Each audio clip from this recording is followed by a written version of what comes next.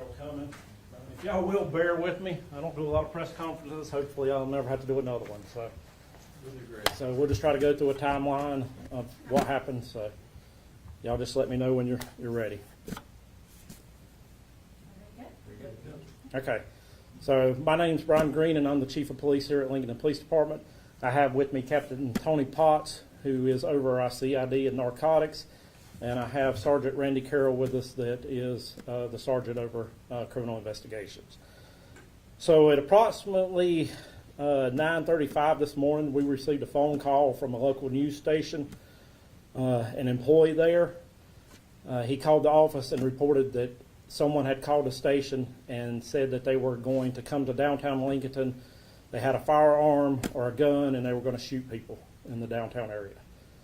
So I was notified while she was transferring the call to our communications center, so they dispatch our calls.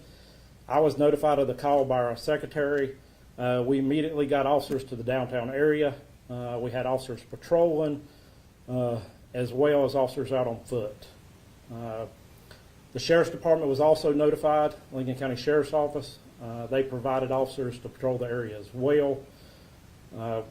We walked door to door to each of the businesses to warn them of the threat that had been made and asked them to lock down, stay in place, as well as warning people on the street to clear the area.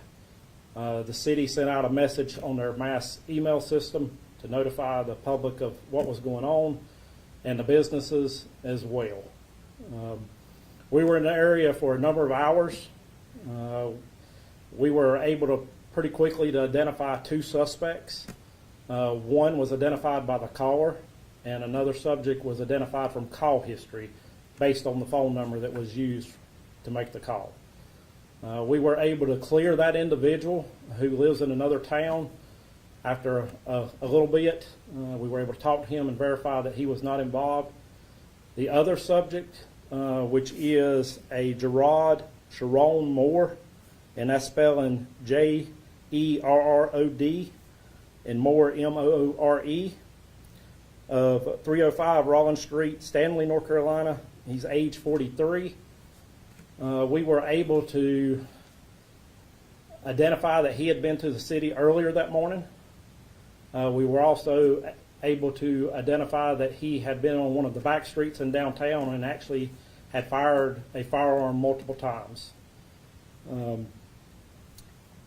We basically started looking for this individual. We identified his vehicle. We were able to ultimately locate the vehicle at the end of Arrington Place.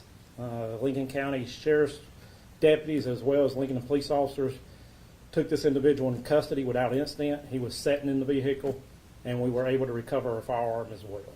So he has been charged with possession of a firearm by a convicted felon, going armed to the terror of the public, and discharging a firearm in the city limits.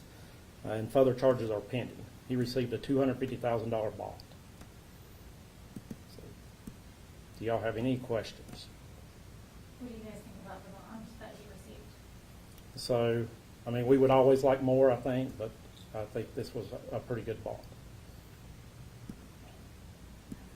And he did fire the shots. Did he fire them up in the air? Or They were fired into the ground. into the ground? What street was that downtown, Chief? And so it was on Sycamore Street.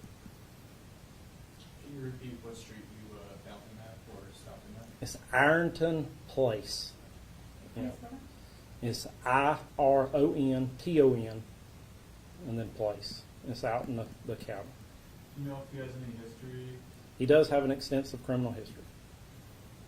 One shop owner mentioned how you guys were taking their safety as seriously as possible. They were satisfied with that. What do you say to that, especially in partnership with the county sheriff's office as well? So we took the threat very serious. We didn't know how credible the threat was to begin with. Once we were identified that he had been in the area and that he had fired, we started sending out additional messages. Hey, this is a credible threat.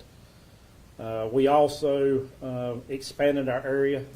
We left officers downtown on foot, but then we also had other officers out patrolling the rest of the city because we did not have a location at that time where he was. About what time did he fire the firearm in the city? Do you It was roughly around 7:30. around 7:30 this morning. Call was, the original call was, So about 9:35. so it was Yeah. before. And that was to call to our department, but he had called the news station and made a threat prior to Right that. about that time, do you know? I assume so. I assume there's no Yeah, delay yeah. in the report from the reporter, and we do appreciate the employee taking the time to follow through on this. So, Can you tell us that news station? I mean, we'll just leave. I mean, if they want to identify themselves, they can identify themselves. So. Okay. And can you go over his charges one more time? Possession of a firearm? Firearm by a felon, going armed to the terror of the public, and discharging a firearm in the city limits. And we were looking at further charges. Do you know what his felony conviction was? I think there's some drug charges, and I think there's a previous conviction of possession of firearm by a felon.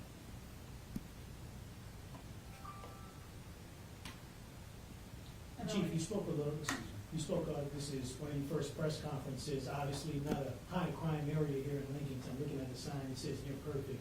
Still, amazing response to secure safety in the public area. Talk about just your drive and ability and want to keep public safety. So, I mean, I think it's in every police officer's heart. I think you ask any police officer why they get into this business is to help people. And so, you know, identifying this threat, you know, I say all the time that our police department's like a family. And you know, to be honest, our town's like a family. And so we have a relationship downtown with our downtown businesses. We have an officer that's their assignment to patrol that area. And so we have a lot of meetings with those individuals as well. We all pretty much know them by name and stuff. So, you know, all our citizens are important to us, but we were just able to respond quickly to the area. Any idea why he did this? No, ma'am. You know what his specific threats were, what he said he was going to do? So it was identified that he had a gun and that he was coming to downtown Lincolnton to shoot people.